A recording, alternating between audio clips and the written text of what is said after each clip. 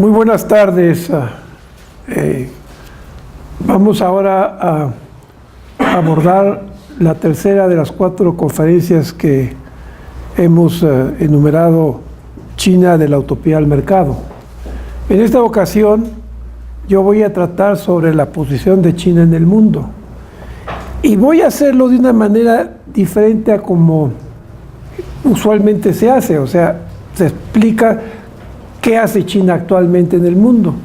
Yo quiero irme desde los orígenes para aterrizar en lo que hace China ahora, porque hay una relación de continuidad histórica, revolucionaria, vamos a llamarla así, y que se inicia con 3 o 4 hitos que hay que marcar. Uno de ellos es la creación de la Internacional Comunista del Comintern por Lenin en 1919, y ese mismo año un gran movimiento social, intelectual, cultural en China que se llama 4 de mayo de 1919. 4 de mayo fue un día en el cual se dio a conocer los resultados de la paz de Versalles. China había sido aliada de los países que habían ganado la Primera Guerra Mundial, igualmente Japón, pero a la hora de los arreglos de la paz, las concesiones que tenían los alemanes y los austriacos se las dieron a los japoneses en lugar de regresarse a los chinos.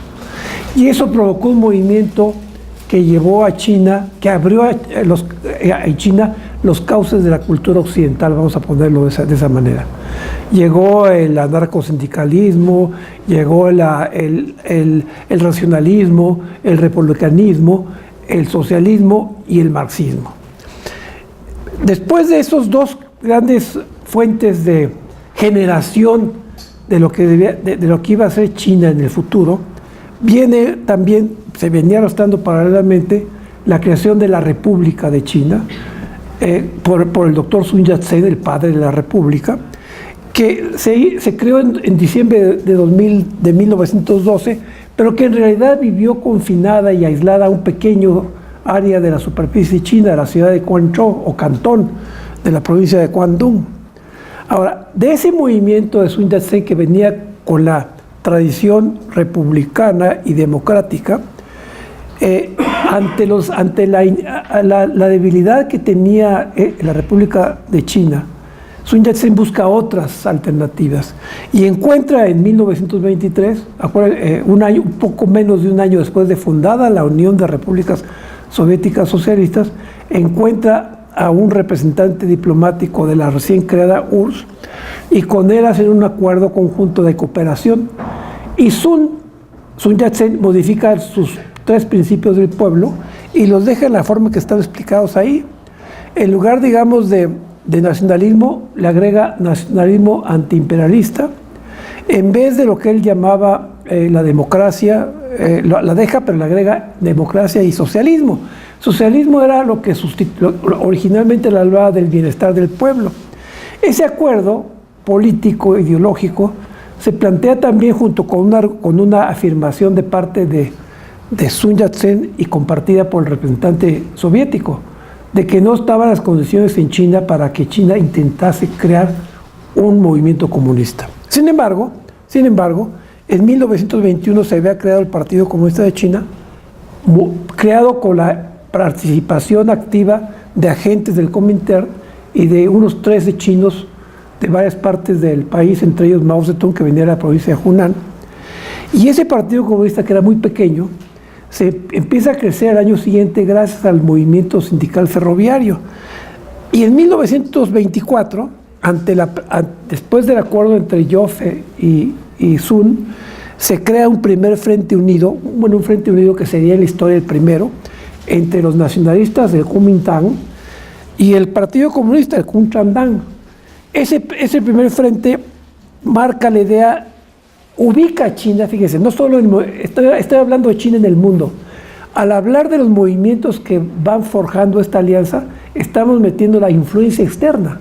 La influencia externa en términos del 4 de mayo, bueno, primero de la Internacional Comunista, Lenin, el leninismo, la creación de partidos comunistas, y paralelamente la gran ideología occidental multiforme o muy diversificada en distintas escuelas de pensamiento. Ahora, cómo estas dos revoluciones, la nacionalista y la comunista, que crean un frente unido, se separan en 1927, y había muerto Lenin en 1924 y Sun Yat-sen en 25, y quien hereda el poder militar, no el civil primero, pero el militar de la República Nacionalista, fue un hombre que pasó, Chiang Kai-shek.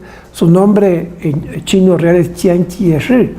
Este fue un hombre de oscuro origen en cuanto a que él se había juntado con las pandillas y las triadas gangsteriles de Shanghái. Pero en todo caso, él liquida el primer Frente Unido en 27, al mismo tiempo, fíjense la influencia externa, al mismo tiempo que en la Unión Soviética hay una gran pugna ideológica entre Stalin y Trotsky. Y en esa pugna, el cómo se debía manejar la revolución comunista, o sea, al Partido Comunista de China, era parte del conflicto entre los dos líderes soviéticos. Al final gana Stalin, pierde Trotsky, y el Partido Comunista chino, que apenas tenía de existencia 6 años, se embarca en la campaña antitrotskista y se vuelve de una afiliación stalinista. Ahora, la ruptura que crea Chiang Kai-shek con los comunistas es una ruptura a fondo. Los comunistas tienen que hacer bases guerrilleras en el sureste de China, y cuando ya están a punto de perder, de ser avasallados por el ejército, por las tropas del gobierno nacionalista, deciden hacer una retirada del sureste de China. Les lleva casi un año, dan una gran vuelta, van primero al oeste de China y luego vuelven al este, para llegar un año después al norte del país y crear una nueva base guerrillera en la ciudad en Yan'an. Ahora, eso ocurre en un momento en que hay un periodo de estabilidad, de crecimiento de la República de China, cuya capital es la ciudad de Nanjing. Nanjing quiere decir capital del sur, y se conoce como una década más o menos de crecimiento importante, de estabilidad, excepto con la presencia permanente, las incursiones permanentes de Japón. Ese periodo de 27-37 es al mismo tiempo la minimización del Partido Comunista de China que tiene que andar a salto de mata. Ahora, muy importante, cuando este partido va retirándose del sureste al norte, es que a principios de 35, en una reunión al vapor del Comité Central del Partido, cuando faltaban muchos dirigentes de ellos, andaban en otras partes de China, Mao asume el poder, el control de ese partido. Y ahí se acaba la presencia, la influencia y la interferencia de los agentes del Comintern. A partir de ahí, el Partido Comunista de China es bastante localista. Se sacude de muchas maneras la presencia y la influencia de Stalin. Bueno, termina este periodo con estalla la guerra sino-japonesa a mediados de 37, que luego se subsume la guerra mundial en diciembre la Segunda Guerra Mundial en diciembre de 41, y concluye con la derrota del Japón. Primero se rinde Alemania, luego la derrota de Japón. Y todo eso en medio de conferencias de la guerra con la presencia dominante, hegemónica, de los llamados tres grandes, o sea, la Unión Soviética, Estados Unidos y la Gran Bretaña. Personajes: Roosevelt, Churchill y Stalin, ¿no? Y esos tres, a su vez, promueven y encabezan la alianza que se llamaría de las Naciones Unidas, de unos 50 países, entre ellos México. Y de ahí, de las reuniones, de las conferencias entre los tres grandes y algunas otras en las cuales se incorporan a China, se hace patente la importancia de este país para la reconstrucción de la posguerra. China surge de la Segunda Guerra Mundial, la República de China, como potencia mundial. Simplemente potencia mundial, no tanto por su capacidad militar, que era bastante grande porque había resistido Japón por 10 años, sino por los acuerdos que hicieron los tres grandes para cómo repintar el mapa geopolítico una vez terminado el conflicto. Y en el mapa geopolítico, tanto Stalin como sus dos aliados de ocasión veían a China como fundamental en la reconstrucción de Asia. Como vieron a Francia, y fundamental en la reconstrucción europea. La diferencia es que mientras Francia había sido derrotada en toda la línea por Alemania y la habían liberalizado hasta el año 42, fines de 42, ¿sí? El desembarco normandés 42. En el caso de China, nunca fue totalmente doblegada por Japón. Japón declaró el fin de la guerra cuando ocupó toda la costa china y las colonias, los territorios arrendados de los extranjeros en China y además del resto de Asia del Este. Entonces, China tenía a su favor el que había resistido, y no solo eso, había impedido que más de 1 millón de tropas japonesas fuesen repatriadas cuando ya vendía la ofensiva estadounidense por el Pacífico, fueran repatriadas a las islas del archipiélago japonés. Tropas que habían sido muy importantes en el ocaso del imperio japonés. Entonces, China como potencia mundial, pero en lugar de que pudiera, a partir de 46, como creían los aliados, los 3 aliados de ocasión, de que se reconstituyera como un país unido, lo que ocurre es que estalla la guerra civil, de la cual salen victoriosos los comunistas y fundan la República Popular China. Bueno, ahí viene cómo la presencia internacional hace que China suba como potencia mundial. Es una potencia mundial que además en la conferencia de Dumbarton Oaks y luego en la de San Francisco en 45 queda como uno de los 5 miembros permanentes del Consejo de Seguridad. Sí, ella y Francia se suman a los 3 grandes, son todos los 5 grandes de la posguerra. Ahora, la posición de tanto, sobre todo Estados Unidos, no puse a Gran Bretaña al principio, pero estaba ahí, presente estaba Churchill, pero la posición de cómo se iba a reconstituir Asia del Este se tomó en Yalta, todavía no se rendía Alemania, en la conferencia de Yalta a principios de 45, en febrero de 45.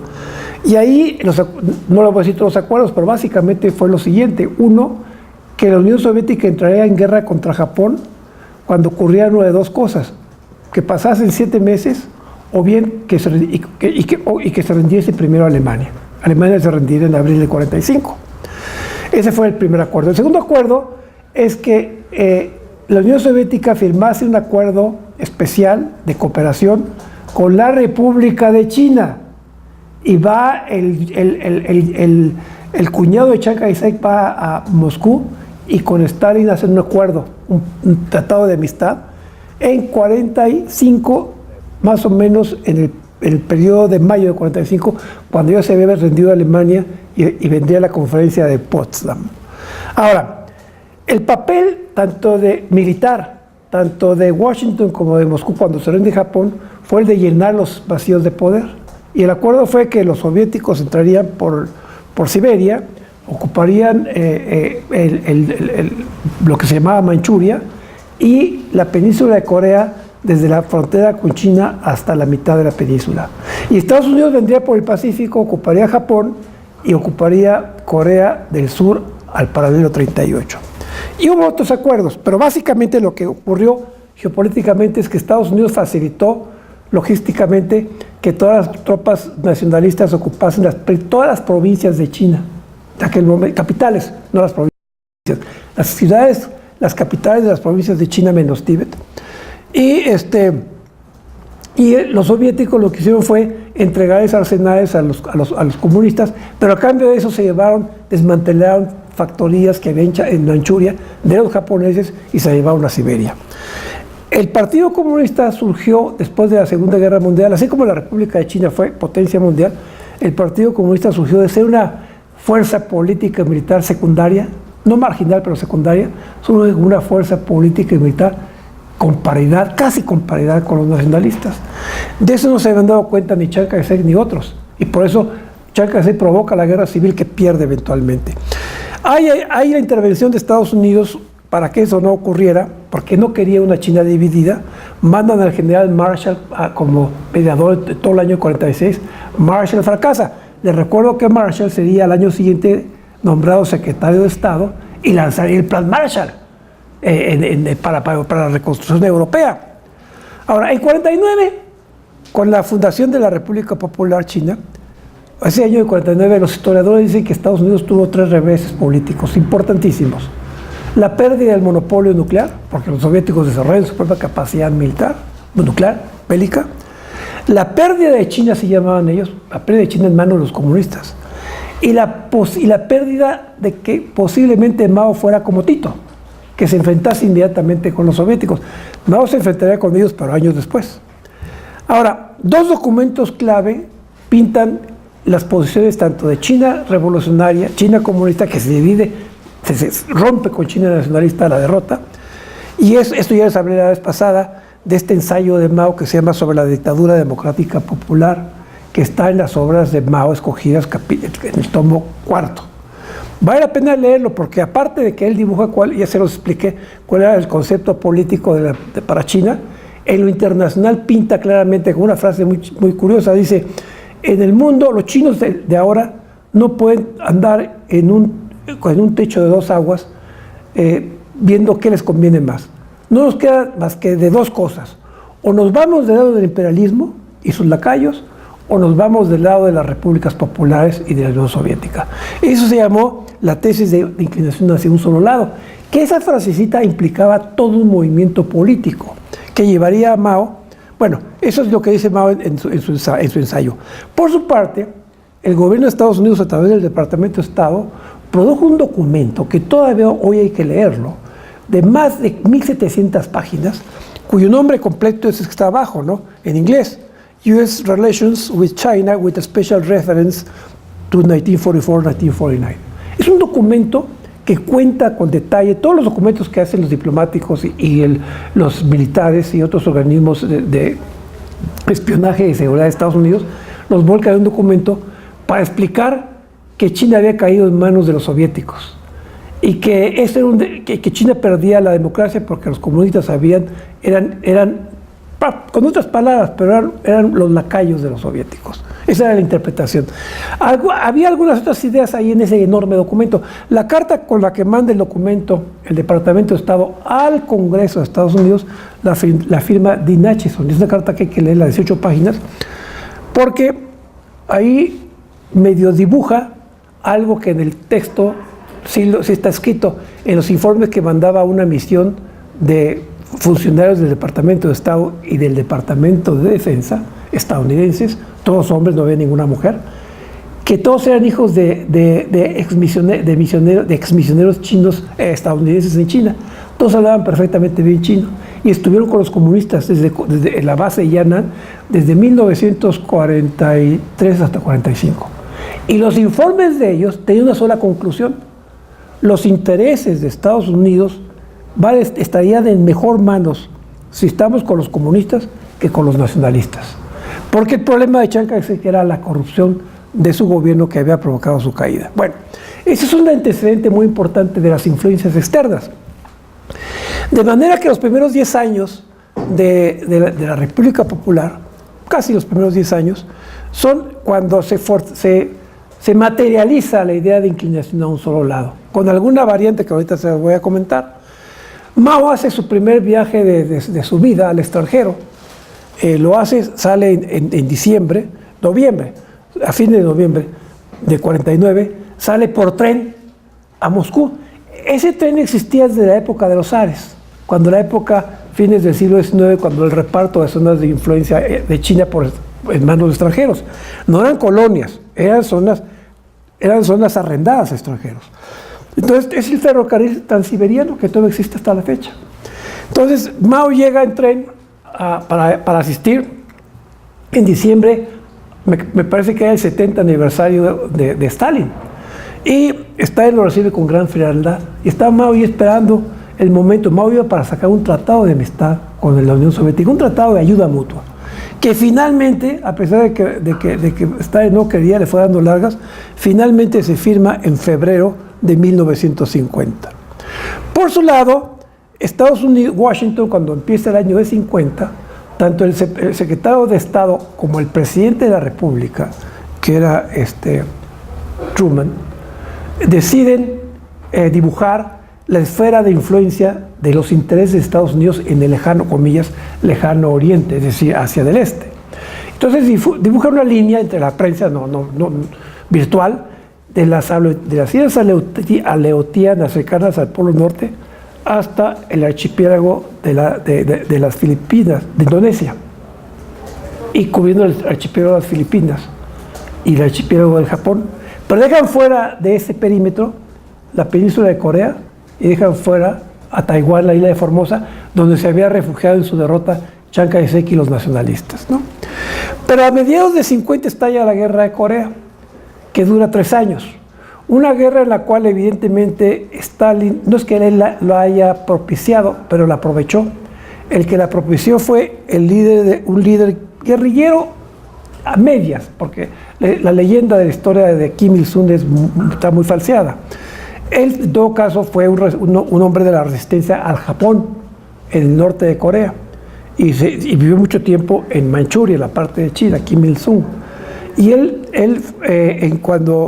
también en Corea, en la península de Corea, estadounidenses y soviéticos querían hacer lo mismo que en China, que se uniera el país, pero fracasaron. Entonces en 48 cada parte de Corea dividida, ocupada por tropas de Estados Unidos del sur y de la Unión Soviética del norte, deciden proclamar su propia independencia. Primero lo hace Corea del Sur con Syngman Rhee y surge la República de Corea. Y un mes después lo haría Kim Il-sung en el norte con la República Democrática Popular de Corea. Pero Kim Il-sung tenía la idea de que si él atacaba rápido al sur, en un momento, en 2 meses dominaría la península y Estados Unidos no tendría tiempo de intervenir y probablemente la gente, el pueblo en Estados Unidos no quisiera intervenir. Entonces Stalin lo escucha, le dice, muy bien, pero yo te apoyo lo que pueda, no voy a mandar tropas, te apoyo, pero voy a hablar con Mao porque él sabe mucho de estas cosas. Y así Mao se entera en mayo, principios de mayo de 50, el proyecto de Kim Il-sung que tenía la anuencia de Stalin. Entonces Mao lo toma el proyecto con gran entusiasmo que no comparten sus colegas chinos. Y recuerda que les conté la vez pasada, fue la primera campaña masiva, no, la segunda, para lograr la cohesión política del pueblo chino, defender a Corea y rechazar a América, ¿no? Y no solo lo hacen de palabra, sino finalmente de facto, porque cuando empieza la guerra, efectivamente en 1 mes y medio, las tropas de Kim Il-sung llegan hasta Pusan, el sur de Corea. Pero rápidamente interviene Estados Unidos, no se esperaba que fuera tan rápido la reacción de Estados Unidos, a través del comandante de las llamadas Naciones Unidas de Ocupación en Japón, que era Estados Unidos, y el comandante era el general MacArthur. Y además las Naciones Unidas, ahí vino otra vez la presencia de China en el mundo, hace una resolución, primero en el Consejo de Seguridad, en la cual se declara a Corea del Norte agresora, y consecuentemente entra el capítulo 7 de la Carta de la ONU, que permite a la ONU ejercer acciones punitivas contra el agresor. Ahora, si hubiera estado la Unión Soviética presente en esa reunión, como miembro permanente del Consejo de Seguridad, no se hubiera aprobado una resolución que se llamó, irónicamente, Resolución Pro Paz, que autorizaba la invasión, es decir, el acto punitivo contra Corea del Norte. ¿Pero con qué tropas? Si las Naciones Unidas nunca pudieron tener tropas, pues Estados Unidos las puso. Entonces Estados Unidos y 14 aliados más de él, con bandera de las Naciones Unidas, desembarcaron más o menos en el mes de agosto, fines de agosto, abajo de Panmunjom, arriba del paralelo 38, en donde hay ahora un gran aeropuerto. Y muy rápidamente rompieron al espinazo las tropas de Norcorea. De manera que para fines de 50 era inminente el triunfo definitivo de las Naciones Unidas, Estados Unidos, sobre toda Corea. Pero MacArthur permitió que sus tropas avanzaran hasta la frontera con China. Y ahí sí empezaron los comunistas chinos, a través de Zhou Enlai, el primer ministro en funciones, interino, empezaron a advertirle a través de Pakistán y otros amigos a Estados Unidos de que no se acercara al río Yalu, porque China no iba a permanecer inmóvil. Y nunca le hicieron caso. MacArthur anunciaba por ahí, por el mes de principio de noviembre, nuestros muchachitos pasarán la Navidad en sus casas, ¿no? En ese momento los chinos empezaron a infiltrar, vestidos de campesinos en el invierno norcoreano, a casi 1 millón de tropas, vestidas de civiles y con las armas escondidas. De manera que un buen día o una mala mañana, de fin de noviembre de 50, amanecieron un contraataque de los voluntarios chinos en varios frentes del combate, que aventó a las tropas de las Naciones Unidas hasta abajo de Seúl, ¿no? Fue tan rápida la ofensiva china que MacArthur tuvo que huir en helicóptero. Fue tan rápida la ofensiva china que un batallón, casi un batallón colombiano que participó en la guerra fue barrido en la primera acción. Bueno, pero a partir de ese contraataque chino, después los estadounidenses movieron su gran capacidad de fuego y entonces la guerra entró en una guerra estática, casi de trincheras, no exactamente, pero estática, donde Estados Unidos usó todo su poderío naval, aéreo y terrestre, y los chinos se defendieron con masas de combatientes y un poco de ayuda soviética en aviones. Ahora se ha sabido que combatieron, que hubo pilotos soviéticos, antes no se decía que no. En todo caso, la guerra se prolongó hasta junio de 53, y pudo alcanzarse un armisticio gracias a que se había muerto Stalin, porque Stalin estuvo boicoteando todo el tiempo cualquier armisticio, porque le convenía a Stalin que se desangraran los chinos y que Estados Unidos se pusiera en ridículo. Pero a partir de eso, Washington modifica radicalmente su perímetro de defensa de Asia del Este, y entonces sí incorpora como parte de sus intereses nacionales a Corea del Sur y a Formosa, Taiwán y a Chiang Kai-shek, y perpetúa la división entre los chinos nacionalistas y comunistas. Mientras tanto, en 54, en octubre de 54, Khrushchev, que estaba todavía librando la lucha por la sucesión de Stalin en la Unión Soviética, en una troika, en la cual estaba Molotov y Bulgarin, va de visita a China para celebrar el 5º aniversario de la República Popular, un gesto totalmente contrario a la displicencia y la manera como Stalin ignoró a los chinos. Ahí fueron los dirigentes soviéticos, fue Khrushchev, fue Molotov y fue aquel otro dirigente vicepresidente del Consejo de Estado, Mikoyan, Anastasas Mikoyan. Entonces, en esa visita hay aparentemente un gran acercamiento entre Khrushchev, que era primer secretario del Partido Comunista de la Unión Soviética. Khrushchev ahí verbalmente repudia los acuerdos de Stalin que había hecho en febrero con la Unión Soviética, porque Stalin quería quedarse con Puerto Arturo, la base de Puerto Arturo, y quería formar unas compañías, unas empresas de coinversión en el norte de China para explotar los recursos naturales, etc. Entonces parecía que la relación Pekín-Moscú se reescribía con Khrushchev en muy buenos términos. Meses después, cuando viene el conflicto de la Unión Soviética y de una lucha interna y queda Khrushchev, se nota claramente la mano propagandística de China apoyando a Khrushchev. Hay también otro incidente. Estados Unidos, aparte de lo que ya conté de que mueve su esfera de influencia, lanza una ofensiva diplomática con todo su poderío entonces en la ONU para evitar que China Popular llegue a la ONU. Incluso en un momento dado China Popular medio coqueteó con la idea de que estuvieran las dos Chinas. Estados Unidos dijo que no, tenía mayoría absoluta en la Asamblea General, y entonces la que quedó como representante del asiento de llamado chino fue Taiwán, o sea, la minoría, ¿no? Y al mismo tiempo inició, como digo ahí, no solo modificó su perímetro de defensa de Estados Unidos, sino que llevó la Guerra Fría a Asia, de varias formas. El rearme japonés, bueno, primero la desocupación del Japón en 53, el rearme japonés, excepto el nuclear, bases militares y navales en las Filipinas, y la creación de la ANSEA, o sea, de la organización del Tratado de Sudeste de Asia. Y todo eso era para bloquear el ascenso de China comunista. Todo eso era para evitar que se contaminase el sudeste de Asia del comunismo chino. Eso lo llamó Dulles y otros políticos estadounidenses la estrategia, la política, la estrategia del dominó. O sea, si cayó una ficha bajo los comunistas, en China mañana iba a salir Vietnam, pasado mañana, etcétera, ¿no? ¿Y cómo responder a eso? Era la estrategia del brinkmanship. O sea, atacar a China con lo que fuera para llevarla al borde de una guerra total. Entonces, en esas condiciones, China estaba aislada del mundo, no estaba en las Naciones Unidas, excepto en el bloque socialista. Si no hubiera habido bloque socialista, la República Popular se hubiera perdido.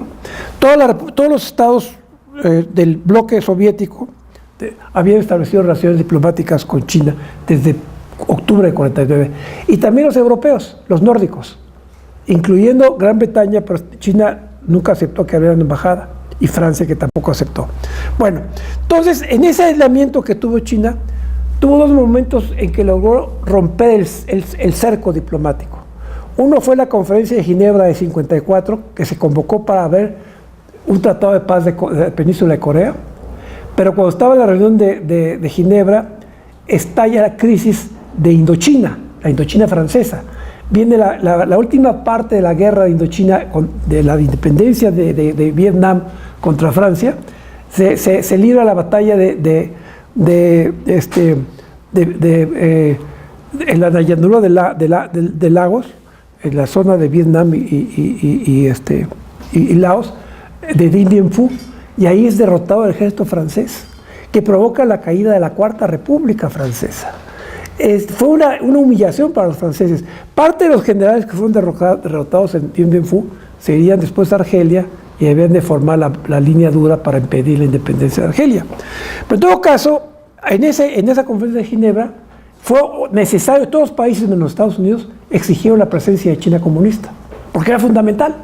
Y China llega y logra convencer, le tuerce el brazo a los representantes de Vietnam del Norte, porque ellos que ya habían ganado la guerra querían todo Vietnam, y aceptan una división temporal de Vietnam,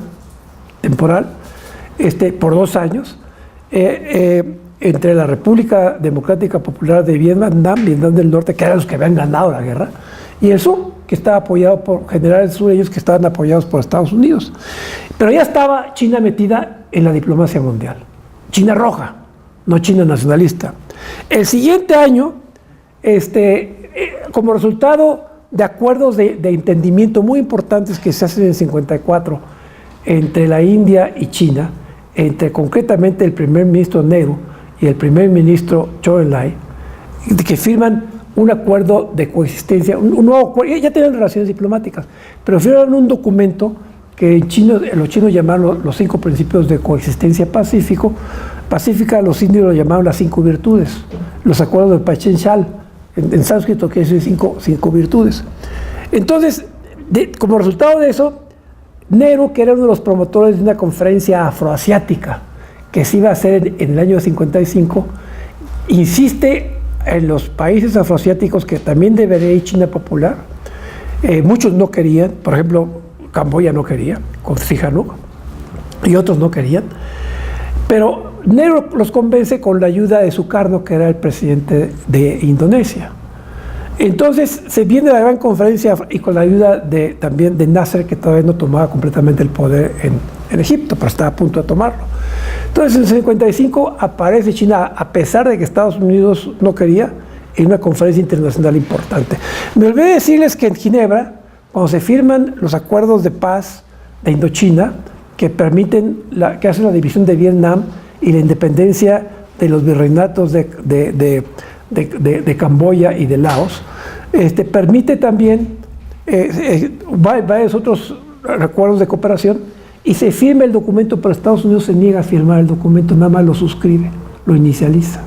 Y ahí en el Palais de Naciones de Ginebra se da el incidente histórico en el cual accidentalmente se encuentran el abogado que ya mencioné hace un momento, Dulles, se encuentra con Zhou Enlai, y Zhou Enlai le tiende la mano, entonces Dulles se pega a la pared y pone las manos en la espalda para no darle la mano a un comunista chino, ¿no? Un incidente que pasó en la historia. En todo caso, los chinos aparecen en Bandung, Indonesia, y los principios que habían firmado con la India se adoptan en la conferencia afroasiática. Es un gran triunfo diplomático de China, y al mismo tiempo una pequeña apertura a aquel principio de Mao de que no cabían los terceros caminos. O estaba con el capitalismo o estaba con los soviéticos. Pero Bandung le demuestra prácticamente que sí había posibilidades de tercer camino. Y aunque no abraza, Bandung sería la semilla de lo que después se formaría como el movimiento de los países no alineados. Mao nunca dio el paso hacia el no alineamiento o hacia la neutralidad, pero sí abrió una línea de relajamiento con sus vecinos y con los africanos, que se llamaría la línea de Bandung. Los últimos 2 momentos importantes de esa primera años de la República Popular en lo internacional son el 20º Congreso del Partido Comunista de la Unión Soviética, donde Khrushchev denuncia los crímenes de Stalin. Y los denuncia teniendo visitantes a los representantes de los demás países comunistas y de otros partidos comunistas del mundo, entre ellos los chinos. No estuvieron presentes ellos en el discurso en que Khrushchev lo denuncia a Stalin, pero luego Stalin les dio escrito lo que había dicho. Eso provoca en el mundo comunista de Europa, un gran movimiento, primero de sorpresa y luego de independencia. Polonia, movimientos sindicales y finalmente la revolución húngara, ¿no?, que es aplastada por los tanques soviéticos. Y quien juega un papel muy importante de acercamiento entre los partidos comunistas. Un país que repudia primero, que repudia el movimiento sindicalista de Polonia, pero también critica a la Unión Soviética porque quiere intervenir en Polonia, le convence que no lo haga, que mejor traiga otro polaco que se adapte a los intereses del bloque europeo para que tome el mando del Partido Comunista Polaco. Y en el caso de Hungría, los chinos aplauden inmediatamente la intervención de los tanques, los chinos repudian el movimiento de Inge Nagy, un comunista húngaro reformista, y de momento cuando intervienen los tanques soviéticos bajo bandera del Pacto de Varsovia, China lo repudia y lo rectifica. En todo caso, la diplomacia china, Mao nunca se para por ahí, pero Pan Chou Enlai, Deng Xiaoping, incluso Liu Shaoqi, hace una gran campaña para curar las heridas que había dejado el aplastamiento de la revolución húngara. Y al mismo tiempo se ganan el respeto de los partidos comunistas de Europa, excepto el de Yugoslavia y el de Enver Hoxha, el de Albania. Ese movimiento, de todas maneras, proyecta a China en el mundo, aunque no sea globalmente, en una parte importante del mundo.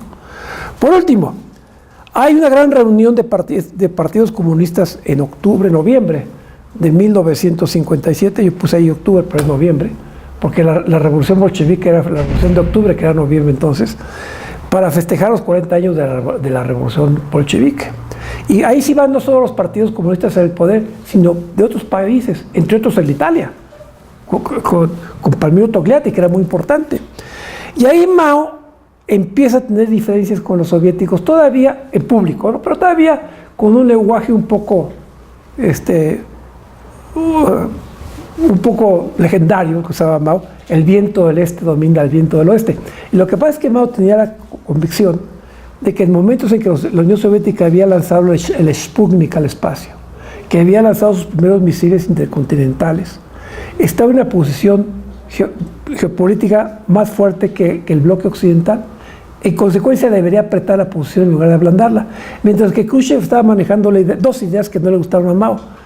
Una, que era necesario entenderse con Occidente para evitar una guerra nuclear, porque una guerra nuclear es de todos. Y la otra, la posibilidad de que los partidos comunistas, y ahí venía la influencia del Partido Comunista Italiano, pueden llegar al poder sin necesidad de una revolución. Pueden llegar democráticamente al poder. Y las dos cosas las repudió Mao.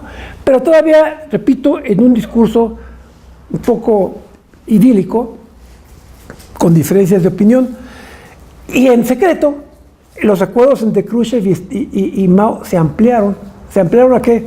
No solo en la asistencia técnica y económica, técnica más que económica, sino incluso en el compromiso de los soviéticos de darles a los chinos un prototipo de bomba atómica para que ellos desarrollaran sus propias armas nucleares. Así termina esa primera etapa de la posición de China en el mundo. Déjenme, aquí no sé qué hice, pero es acá. Ahí están las fotos, las fotos de Stalin con Mao, están otros personajes al lado, en un invierno gélido de Moscú. La frialdad se nota en los rostros, pero no les cuento los detalles. Después lo que Mao le contaría a Khrushchev, es impresionante. Y la otra foto es cuando están firmando Chou Enlai, atrás están Stalin y Mao. Mao llamó a Chou Enlai con un grupo de diplomáticos, entre ellos uno que estuvo en México después, para que revisaran el tratado, que estaba escrito, debe estar en ruso y en chino, palabra por palabra, hasta que quedaron convencidos de que eso era lo que querían, ¿no? Esto es la línea de Bandung. A la izquierda ven a Zhou Enlai en el Palacio de Naciones, el personaje de la conferencia, con un sombrero occidental y un abrigo también occidental. Al otro lado está con Nehru, en Nueva Delhi en 1954, ¿no? Ahora, perdón, otra vez, ¿verdad? Perdón. Ahora, la siguiente casi década, más que una década, es la etapa del radicalismo maoísta, que se plantea no solo lo que ya se ha platicado el profesor Pipitone en el Gran Salto y después en la Revolución Cultural, sino en muchas otras cosas más se plantea, y también en la diplomacia. Las discrepancias entre Moscú y Beijing se empiezan a hacer públicas. En 58 y 59, Khrushchev visita Pekín. En 58, Mao lo humilla de una manera muy fea y torpe. Porque llega Khrushchev, el primer día tienen reuniones en una sala de conferencias del Palacio del Pueblo, y el segundo día lo citan a Khrushchev al lugar donde vivían, o creo que siguen viviendo los líderes comunistas, un lugar que se llama Chunanhai, en el centro de la ciudad de Beijing. Y ahí Mao tenía una casa con alberca, porque Mao era un fanático de nadar, y se metió en la alberca y le pidió que se metiera a Khrushchev, que no sabía nadar, y le pusieron unas aletas para que flotara. Y ahí empezaron a discutir las diferencias que tienen, y las diferencias más importantes es que Mao estaba muy en contra de que se hiciera un acuerdo entre Moscú y Washington. Ya se había convocado una reunión que se efectuaría el año siguiente, 59, entre Eisenhower y Khrushchev, para iniciar un periodo de distensión de la Guerra Fría, sobre todo para ponerse de acuerdo en la eliminación de armas nucleares y abrir la puerta a lo que sería después el Tratado de No Proliferación de Armas Nucleares. Entonces, Mao dice que eso era absurdo, que la guerra no la querían los socialistas, que la iban a imponer los imperialistas, pero que de la guerra iban a salir reforzados y fortalecidos el socialismo y el comunismo del mundo, ¿no? Eso fue en 58, en la alberca, el incidente, se regresa Khrushchev a su casa, y no había puesto el pie en Moscú cuando le avisan a Khrushchev que China Popular, había empezado a cañonear desde la costa de Fujian las islas cercanas a Taiwán. Eso provocó la respuesta de Estados Unidos, que movilizó la séptima flota, y una crisis mundial. Crisis mundial que Khrushchev reclamaría a Mao que por qué no le avisó. La respuesta de Mao fue: la cuestión de Taiwán, de Formosa, es un asunto interno de China, y no tengo que preguntarle a nadie qué hago con eso. Y eran los aliados, los soviéticos eran aliados de ellos. Al año siguiente, 59, vuelve Khrushchev, pero ya era más al aeropuerto, de su regreso con Eisenhower, vuela por el Pacífico, por el Polo Norte, y aterriza en Beijing, en el aeropuerto, y ahí en el aeropuerto se reúnen Mao, Zhou Enlai y otros con Khrushchev, y ahí sí fue la ruptura total, ¿no? Regresando, es decir, no solo se dijeron palabras muy fuertes, sino que ahí de plano les dijo Khrushchev que él no iba a aceptar decisiones chinas como la del crisis del año anterior.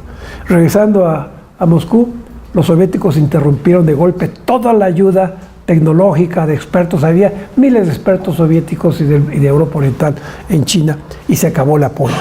Y a partir de ahí, los pleitos entre chinos comunistas y chinos soviéticos, y comunistas soviéticos, en cualquier reunión que hubiera en el mundo, se hacían visibles y fuertes, ¿no? El otro problema fue, 59 también, la rebelión en el Tíbet del grupo allegado a la teocracia del Dalai Lama. El Dalai Lama tenía 23 años de edad, se levantan un grupo de tibetanos, los aplasta el Ejército de Liberación Popular. El Dalai Lama huye, ¿a dónde? A la India, que le da asilo político. Entonces empiezan las fricciones entre Nehru y Zhou Enlai, y directamente Mao entra a quite y se va contra Nehru verbalmente, ¿no? Después, la pugna entre Moscú y Pekín se traslada a una lucha abierta por quién iba a dominar el movimiento comunista internacional. Y surgen en el mundo los llamados partidos ML, marxistas-leninistas, que eran los maoístas. Porque yo sé que los otros partidos comunistas son revisionistas. Y Prenden mucho en algunos países de Asia, en otros de África, en algunos de Europa incluso, y en América Latina, en Centroamérica, en Uruguay, menos en México. En Guatemala, por ejemplo, se editan y se distribuyen masivamente un libro de Liu Shaoqi que se llama Cómo ser un buen comunista. Entonces viene la pugna por quién era el abanderado del movimiento comunista internacional. El otro es, hay ahí dos parteaguas importantes, aparte de la huida del Dalai Lama. Uno es la crisis del Caribe de octubre de 62. Cuando, ¿se acuerdan ustedes? Cuando los soviéticos instalan rampas para lanzamiento de misiles, de proyectiles en la isla de Cuba, y la inteligencia detecta que esas rampas pueden mandar misiles de alcance medio, que pueden llegar a cualquier ciudad de Estados Unidos, del norte de Estados Unidos, y que probablemente pueden llevar cargas neutras o cargas nucleares. Entonces, Kennedy, que tenía poco de haber ganado la presidencia de la República, se pone muy firme y declara autoriza que se intercepte en alta mar, en aguas internacionales, a barcos mercantes soviéticos que venían escoltados por barcos militares para llevar abastecimientos a Cuba y presumiblemente llevaban ojivas nucleares. Nunca se supo si la llevaban o no. El caso es que era un acto bélico, un casus belli. Si barcos de guerra interceptan en aguas internacionales un convoy de barcos mercantes, era casus belli. En Europa, aquí no se sintió tanto, pero en Londres, por ejemplo, yo recuerdo que era un viernes en la noche, bueno, yo no lo vi, me lo contaron, yo todavía fui a Londres después, pero no mucho después. De los pubs salían los hombres y mujeres, o todos los hombres muy borrachos, ya diciendo, ya no tiene sentido, mañana se acaba el mundo, porque ya veían inminente. Ahí era el tipo, a ver quién se echa para atrás, ¿no? Finalmente, Khrushchev echó marcha atrás. Entonces, Mao y los chinos se le fueron encima. Lo acusaron primero de aventurero y segundo, de haberse rendido, ¿no? Y entonces viene una ruptura, ponen a Fidel Castro en la tesitura de que le reclame a los soviéticos. Fidel Castro tiene que navegar entre dos aguas. El Che Guevara está muy del lado de los chinos. Y lo que ocurre finalmente, no inmediatamente, sino un año y medio después, o un año después, es que Fidel se la juega con los soviéticos y deja a los chinos, a los maoístas. En Indonesia, país vecino, no vecino inmediato, pero cercano, no tiene frontera con China. Indonesia, donde estaba el partido comunista más grande del mundo después del chino, el Partido Comunista de Indonesia, el PKI, en 65 hay un intento de golpe de Estado de un puñado de comunistas que apresan, que secuestran a unos generales del ejército indonesio. Sukarno, el líder desde la independencia de Indonesia y presidente de ese país desde el año 45, ya se había convertido en una especie de... Lo que pasa con un presidente que se prolonga en el poder, ya una especie de dios, de autoridad, no aceptaba críticas. Entonces, ese secuestro de algunos comunistas provoca un golpe de Estado y se hace un verdadero genocidio de comunistas en Indonesia, de izquierdistas, no solo de comunistas, y de chinos, porque en Indonesia hay muchos ciudadanos de origen chino y son muy ricos casi todos ellos. Asaltan, Indonesia había establecido relaciones con China desde la reunión de Bandung en 54. La embajada de China comunista en Yakarta era muy visible y tenía además consulados en otras ciudades. Bueno, la embajada china es asaltada y quemada. Entonces, eso termina con las diferencias sino-indias van en crecimiento. Nehru, sus generales le venden una idea exótica. La frontera entre China y la India, sobre todo la frontera sur de China, norte de la India, fue trazada por un británico, se llamaba la línea McMahon. Entonces, cuando los indios logran su independencia y luego los chinos la suya, se ponen de acuerdo en que van a dejar que la frontera sea la línea McMahon por un tiempo y después van a ver qué ocurría. Nada más que la línea McMahon está trazada de tal manera que está en la falda norte de los Himalayas y no como todos los tratados internacionales en la cresta de las montañas, que en los Himalayas a veces es imposible. Topográficamente se puede hacer, ¿no? Entonces, Nehru los generales crearon una agencia, la NEFA, que era las siglas en inglés de la Nueva Agencia de Desarrollo del Noreste, del noreste de la India.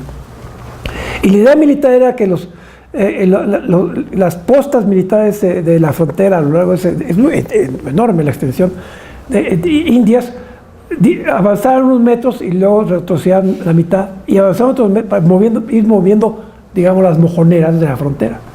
Los chinos fueron advirtiendo que cuidado, que no hicieran eso, no le hicieron mucho caso. Los militares indios estaban seguros que los chinos no tenían capacidad para hacer nada, cuando de pronto en noviembre de 62, los chinos lanzaron unas 30 divisiones a lo largo de la frontera y en 2 semanas hicieron polvo al ejército indio.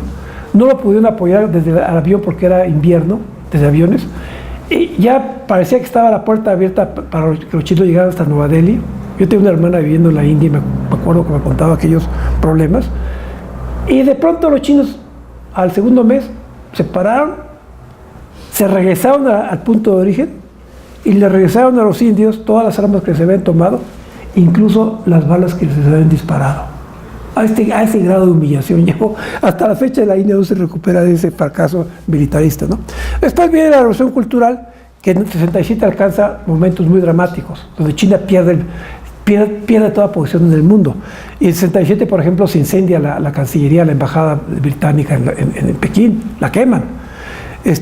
Sitian la embajada soviética y humillan y insultan y les avientan huevos poderosos a las familias de los diplomáticos.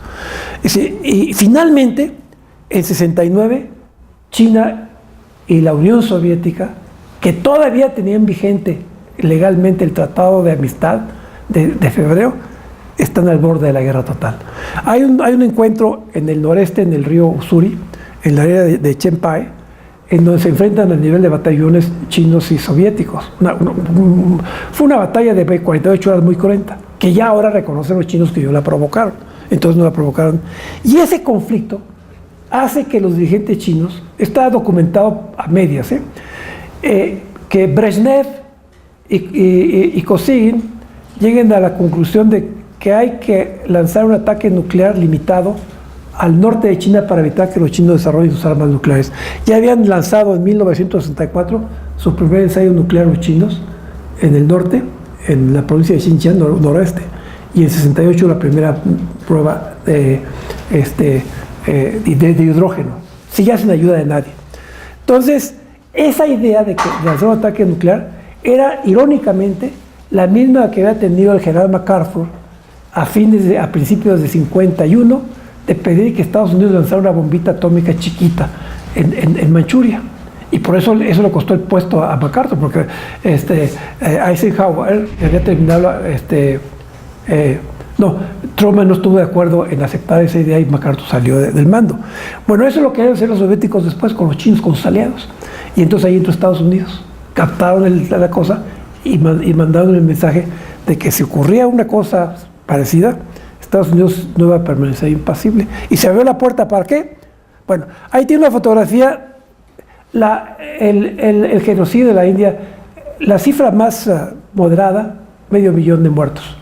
La más conocida, 2 millones de muertos. Una foto casual, ahí los llevan amarrados a izquierdistas, los van a ejecutar en público. Y de otro lado está el Dalai Lama con Nehru cuando ya había huido a la India. Ahora, ese momento de que China está al borde de la guerra con la Unión Soviética hace que Mao, más lo que voy a decir ahora de Lin Piao, cuando termina el fracaso de la sucesión de Mao que quería hacer con Lin Piao, fracasa con el famoso o supuesto intento de golpe de Estado del mariscal Lin Piao, obligan a Mao, hace que Mao acepte una propuesta que habían hecho varios generales de qué les convenía más, seguir de enemigos de los estadounidenses o enfocar todas sus batallas contra los soviéticos. Y la respuesta fue, vamos con Estados Unidos. Y se abre la puerta para que en 1970, primero en 71, hay la visita secreta de Kissinger a Pekín, donde se negocia que al año siguiente vaya Nixon a China. Al mismo tiempo, en ese acuerdo de 71, ese fue en julio del 71, al mes siguiente hace público Nixon que va a ir a China, y su secretario de Estado, que era William Rogers, dice en público, julio, que ya Estados Unidos no se opondrá más a la entrada de China roja, de China popular, a la ONU, con la condición de que no salga Taiwán. Todo eso abre la puerta para un cambio histórico. En octubre de 1971, finalmente, después de 22 años en que cada año se discutía el tema, la Asamblea General, por un voto mayoritario, no de tres cuartas partes, pero sí mayoritario con sobra, declaró que el asiento de China en la ONU le correspondía a China popular y que Taiwán tenía que salir. No puede haber dos Chinas. En esa resolución de América Latina votaron en favor de ella, bueno, los que tenían relaciones con China, Cuba desde 60, Chile de Allende desde 71, desde 70, perdón, 60 Cuba, 70 Allende, Perú con régimen militar, Ecuador, no sé por qué Ecuador, Trinidad y Tobago y México. De todos esos países, todos establecieron relaciones diplomáticas con China casi al año siguiente, menos Ecuador. Ahora, eso que abre la puerta para la política de una apertura, la política de abrir la puerta al intercambio político, la apertura política de China. ¿Sobre qué bases? Tuvieron que sepultar los 10 años de intervencionismo de diplomacia revolucionaria que postulaba la relación de pueblo a pueblo, las ideológicas por sobre todas las cosas, para volver a los 5 principios de coexistencia pacífica. O sea, a partir, decían, públicamente lo dijeron, a partir de entrar a la ONU, la República Popular seguirá el principio de relaciones de Estado a Estado, ya no de pueblo a pueblo. Se acabó la revolución. El ejemplo más notable, hubo muchos, pero más notable para nosotros latinoamericanos, es cuando viene el golpe de Estado contra Allende, septiembre de 73. El embajador chileno intenta dejar una embajada opositora en el exilio en China. Los chinos le dan un mes de plazo y el mes le dicen: se tiene que ir, embajador, nosotros tenemos solución de continuidad con el régimen que venga en Chile, y tienen relaciones con Pinochet, ¿no? Y finalmente, bueno, después de la muerte de Mao, yo no voy a hablar de todo eso, pues no es mi tema, pero vienen las grandes reformas económicas y la apertura económica, sobre todo la apertura financiera exterior. Y después, bueno, el ascenso de China como potencia mundial y su ingreso que empieza internacionalmente en 80 con el ingreso de China al Fondo Monetario Internacional del Banco Mundial. Fíjense, China había recuperado el asiento, la República Popular había recuperado el asiento de China en la ONU en octubre de 71, pero nunca reclamaron su derecho a ocupar los asientos de los organismos económicos del sistema, porque no estaban de acuerdo con ellos. Mao nunca hubiera aceptado. Entonces fue hasta 1980 que ingresan al Fondo Monetario y al Banco Mundial. Desde luego al Banco Asiático de Desarrollo, que es una sucursal del Banco Mundial. Bueno, no sucursal, pero está en la parte regional. Y termina ese proceso de inserción de China en las instituciones económicas mundiales con su ingreso a la Organización Mundial de Comercio a fines de 2001. Aquí les pongo un mapa actual de China, donde vienen todas las provincias y las 5 regiones autónomas y las 4 municipalidades, pero lo que quiero destacar de aquí, a ver si me da la flecha. No me da. No, pero sí me da aquí, miren. ¿Será? No sé. Bueno, miren, lo que es importante es, de su lado izquierdo hay un puntito azul, en donde está la provincia de Xinjiang y Tíbet. Ese es Cachemira, y China ocupa un pedazo de Cachemira. Entonces la India le reclama ese pedazo a China. Si bajan por donde está el Tíbet, hay una parte azul, digamos, este es azul cielo celeste, este es azul marino. Ese es un enorme pedazo que China le reclama a la India de la provincia de Arunachal Pradesh. Luego, si siguen caminando hacia el Pacífico, está todo lo verde, que es Taiwán, que es reclamo de China como provincia rebelde de ellos. Y está después unas islas que le reclama China a Japón, y aquí abajo, vamos a hablar de eso con más detalle, las islas del Mar del Sur de China. O sea, la posición de China en el mundo hoy es muy estable en cuanto a fronteras, con sus 13 vecinos inmediatos. Ya con Rusia tiene una buena relación, pero tiene focos amarillos en el Golfo en el Estrecho de Taiwán, en el sur del Tíbet y en el noreste del Tíbet y sureste de Xinjiang. Bueno, ahora, ¿cuál es el alcance diplomático actual de China? Es enorme. China es uno de los 5 miembros permanentes del Consejo de Seguridad. Cuando Taiwán sale de las Naciones Unidas, China hereda, la República Popular hereda todas las obligaciones y todos los beneficios de lo que tenía Taiwán. Se vuelve uno de los 5 miembros permanentes del Consejo. A diferencia de Taiwán, China para entonces, en 71, ya también era potencia nuclear. O sea, no solo ya con China como potencia nuclear, se completa el quinteto, el póker. Los 5 miembros del Consejo de Seguridad son, a partir de 71, las 5 potencias nucleares, que son las únicas que hipócritamente reconoce como legales el Tratado de No Proliferación. Todos los que estén fuera de eso son ilegales, según este tratado, ¿no? Bueno, en 2018 mantenía relaciones diplomáticas con 169 países, de un total de 2003. 2003 ahí puso incluso territorios que no son reconocidos como países, ¿no? De los cuales 193 son miembros de la ONU. Tenía relaciones con 169 países. Embajadas en 165 países. No me voy a meter con detalle, pero se los dejo para que vean cómo, por ejemplo, China tiene en todos los continentes, casi va al par y paso con las embajadas que tiene Estados Unidos. El único continente donde está más corto China es en América, porque en América resulta que todavía Taiwán tiene 11 países de América Latina y el Caribe que reconocen a Taiwán. Taiwán se ha ido achicándose el mundo. Cuando se quedó Chiang Kai-shek en las Naciones Unidas tenía la mayoría de los países. Hoy, 2018, Taiwán tiene relaciones nada más con 21 países en el mundo, de los cuales 11 están en América Latina y el Caribe. ¿Cuál es el poder económico de China? Bueno, nada más esos 3 datos se los doy. China ha sido el motor del crecimiento económico del mundo en los últimos 6 años. China representó alrededor del 15% de la economía mundial y contribuyó con 30% del crecimiento global en 2007, según una fuente china. Según el Banco Mundial, casi coinciden. Para el periodo 2017-2019 se calcula que el mundo crecerá 2.8% y que para ese crecimiento China aportará el 35%. Estados Unidos el 17%, Estados Unidos no es el motor del mundo, es China. La India y la Unión Europea. Perdón. Ahí está en gráfica. El rojo es como China, de no ser nada de 80, mínimo, como contribuyente al crecimiento mundial. Vean ustedes, sobre todo a partir de la crisis de 2009, cómo sube. Y como todos los demás, Estados Unidos se va haciendo chiquito, en azul.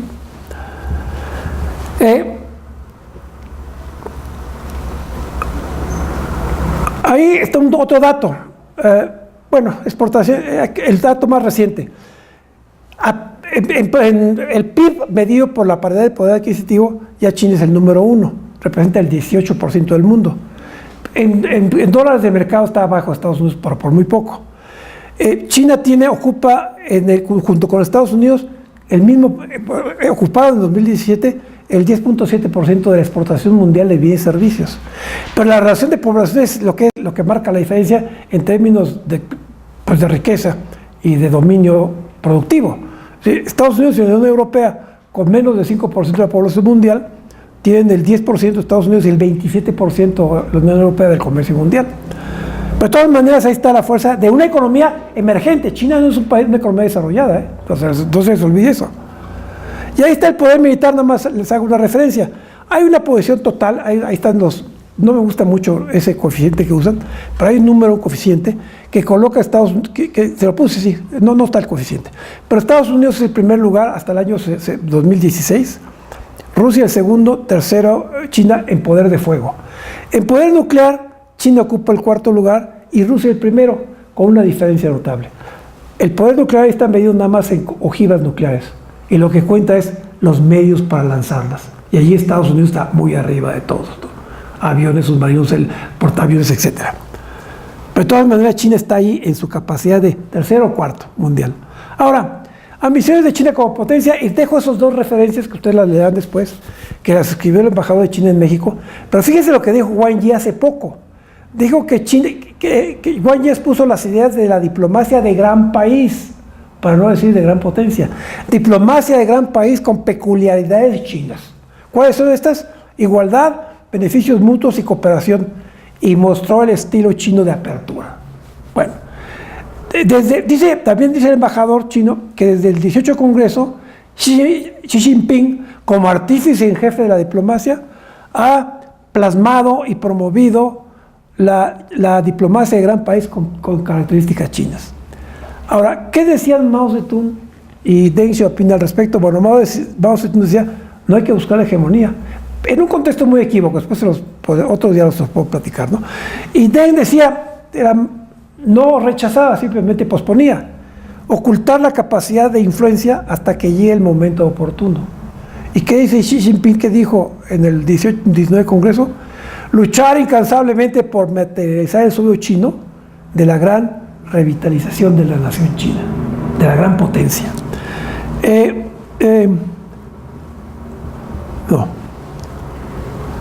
Les pongo esta caricatura porque la conversación que tuvo Mao con Nixon en 72, en febrero 72, febrero sí, Nixon le dijo, oiga, usted, presidente Mao, usted ha cambiado muchas cosas, ha hecho grandes cambios en China. Entonces Mao le contestó, mire, yo con trabajos he cambiado aquí los suburbios de Pekín.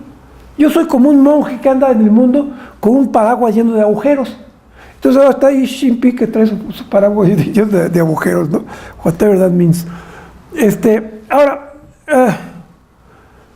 ¿cuál es la esencia de la diplomacia de Xi Jinping, no? Bueno, dice que tiene una diplomacia de gran país y que ha configurado una disposición diplomática omnidireccional de múltiples niveles y multidimensional. Quiere estar en todos lados, ¿no? Dice, practica, por ejemplo, la construcción conjunta con otros países de la franja y la ruta. Ha fundado el Banco Asiático de Inversión para la Infraestructura con otros 56 países. Crea un fondo para eso y ha patrocinado varios foros a niveles internacionales. Pero esto de abajo es muy interesante, fíjense lo que dice. China, dice el documento del discurso de Xi del año pasado, de noviembre, China no se desarrollará a costa de los intereses de otros países, pero tampoco renunciará a los derechos e intereses legítimos. Y aquí, ¿cuál ha sido la respuesta última del gobierno de Trump? Bueno, una cosa que llaman Free and Open Indo-Pacific Strategy, que acaba de presentar el secretario de Estado ante dos órganos de Estados Unidos, el Consejo Nacional de Seguridad y el Consejo Estatal de Seguridad. No, ahorita les digo, dos consejos muy importantes. Y la idea es crear una alianza de países afines democráticos para enfrentar la amenaza china. O sea, la idea es muy prematura de contraponer una especie de nueva guerra fría contra una China que no solo amenaza la hegemonía de Estados Unidos, sino que además tiene una ideología equivocada. En otras palabras, lo están diciendo. Esto lo se acaba de presentar ahora, en estos últimos meses, y lo presentó Rex Tillerson en el National Security Council y el National Security Association. A mi juicio, es una acción, primero, precipitada y segundo, contraproducente con lo que decía Trump hace unas semanas, o al principio de su presidencia. Finalmente, además rápidamente, porque ya casi llega la hora, ¿qué es la ruta y el cinturón? El Yi-Da-Yi-Lu. Bueno, es la idea de hacer una interconexión en Eurasia, que costaría, según el Banco Asiático de Desarrollo, durante 10 años, una inversión de 1.7 billones en español, trillones en inglés, de dólares, que tiene un banco internacional establecido, etc. Pero el proyecto es, China lo que quiere es proyectar su poder suave a través de interconectar Eurasia en forma de ferrocarriles, carreteras, ductos, cadenas de transmisión de la energía, etc. Y eso es lo que se propone hacer, ¿no? Tiene 6 corredores. La realidad es esta. Esto lo saqué de un sinólogo, me lo prestó Barry Norton, que acaba de presentar. Estos mapas chinos que no se han traducido. Barry Norton le puso en inglés eso. Realmente lo único que cuenta hacia Occidente de la ruta de la seda hasta ahorita es el corredor con Pakistán. Es lo que están desarrollando, con inversiones multimillonarias. Y el otro, también ya muy desarrollado, es la interconexión ferroviaria con el sudeste de Asia. Finalmente, la presencia de China central la dejamos ahí. Este es el problema de ahora. La presencia china en el mar del sur de China, donde se están disputando las aguas de ese mar meridional de China, se la disputan varios países: Brunei, Malasia, Vietnam, las Filipinas y China. Y China ha decidido, y bueno, desde luego Taiwán, y China ha decidido crear esas 9 figuras para construir. Ahí no hay más que supuestamente riquezas de subsuelo, de energéticas y de metales preciosos, pero lo más importante es la ruta marítima, porque ya China es dependiente en gran sumo de petróleo del exterior, entre otras cosas. Entonces el control de la ruta ahí es fundamental, por un lado. Por otro lado, desde 1945, la presencia de Estados Unidos militar ahí ha sido aplastante. Ya se acabaron las alianzas con las bases en Filipinas, pero no se ha acabado el pacto con Japón, y sigue la séptima flota equipada con armas estratégicas, es decir, nucleares, patrullando esas islas. Entonces, China directamente está contestando el predominio de esas aguas. Y está construyendo en arrecifes bases pistas de aterrizaje. Ahora, hubo un laudo de la Corte de La Haya que China desconoció, y rápidamente Filipinas, que tiene de presidente a un gángster, estuvo de acuerdo con China, a pesar de que Filipinas fue la que presentó la demanda en ese acuerdo. Es decir, China busca, como dice un documento reciente, Xi Jinping busca poner a China como una potencia mundial dirigente, una potencia global dirigente, y crea una gran red de compromisos chinos con el resto del mundo, que promete beneficios a algunos países, pero que también despierta mucha desilusión a través de los términos de intercambio comercial, y además hay muchas tensiones con sus vecinos, le hace Asia. Bueno, esa es la posición de China en el mundo de ayer y de hoy. Hay un hilo conductor que se llama la Gran Revolución China nacionalista y comunista, que sacudió el mundo. China popular, antes de ser la segunda potencia del mundo, ya era importante en el mundo, simplemente porque los comunistas la tomaron en 1949. Por eso se colocó en el mundo. Porque eso se volvió un tema, una papa caliente para unos, una esperanza para otros. Bueno, pues muchas gracias.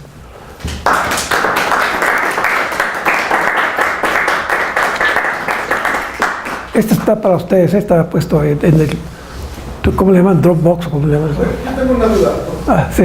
Ahora que hablabas del tema de el control de las rutas marítimas, ¿tendrá que ver con esto que no sé si es cierto o no, pero no dirá, que tiene que ver con que China, sus procesos de producción de maquila y tal, las hacen los barcos? No. China tiene ya la maquila en China no es importante, pero por ahí hay algo importante ahí. Mire, China, la fuerza de China es que se insertó al comercio mundial y a las redes de producción globales. China produce mucho, antes contribuía a partes, ahora manda muchas inversiones al sudeste de Asia. Ahora vienen atrás de China, vienen Vietnam, vienen Indonesia, y más allá viene Bangladesh, que con mano de obra más barata que la China. Entonces, las redes de producción, las cadenas de producción que China tiene en el mundo, la hacen una economía multiglobal. Esa es su capacidad. Y el control de las aguas es sobre todo por las rutas marítimas y por una razón de prestigio. ¿Cómo es posible que por los últimos más de medio siglo Estados Unidos siga campeando ahí? Estados Unidos tiene 43 bases en el mundo. China tiene una, en Djibouti, bases militares.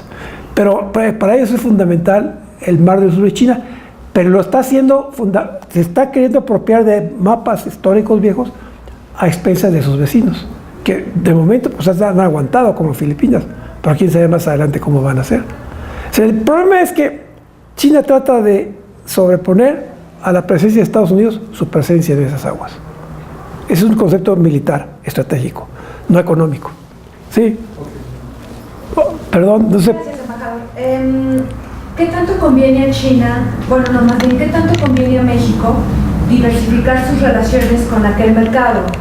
En términos liberales, entre los países hay reglas, y aunque con Estados Unidos tenemos algunas reglas de operación que a veces son difíciles de llevar a cabo, mi impresión es que con los chinos la mordida va a ser más grande y las reglas y la falta de códigos liberales va a ser más difícil en cuestiones de aranceles, de reglas de operación, de respeto a los acuerdos.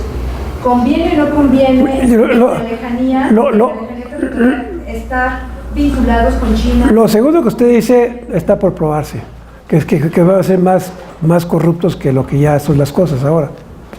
Y sobre todo la amenaza que ha sido Trump demuestra lo tenue que es esa idea de que somos parte de Estados Unidos. La geografía cuenta. Siempre será más importante el mercado de Estados Unidos para México que cualquier otro del mundo. Pero ante la adversidad, pues hay que apuntar a los otros lados. A mí no me gusta mucho el sesgo político interno que está teniendo China. El regreso a del autoritarismo a la dictadura personal es muy peligroso. Pero de momento, todo lo que China ha manejado, incluso con sus vecinos, con los que tiene problemas territoriales, ha sido muy claro. Pregúntenle a los asiáticos qué les ha ido con China, en lo económico, en lo comercial, en lo financiero. ¿Quiénes son los principales socios de China? Japón, Corea del Sur. Vean cómo van. Ahora, a mí me parece que hay que buscar la diversificación, pero tener muy en cuenta lo que puede pasar eventualmente con China, ¿no? Bueno, gracias. Gracias.